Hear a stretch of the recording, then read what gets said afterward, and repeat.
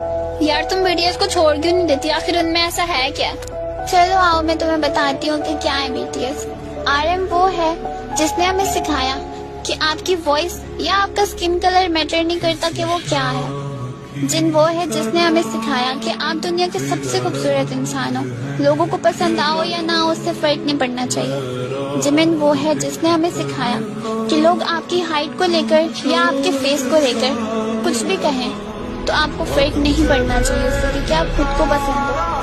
We वो है जिसने हमें सिखाया कि आप खुद से प्यार करो, लोग आपसे प्यार करना खुद ही सीख जाएंगे। जेहो वो है जिसने हमें हर हाल में खुश रहना सिखाया। उसने सिखाया कि कोई भी प्रॉब्लम हमेशा के लिए नहीं रहती, एक टाइम में आके खत्म हो जाती है। जेके वो है जिसने हमें सिखाया कि अगर कोई लड़का तुम्हें देखकर सीटी मारे तो तुमने पीछे पलट के नहीं देखना, क्योंकि तुम एक लड़की हो, स्ट्रीट डॉग नहीं। बीटीएस वो है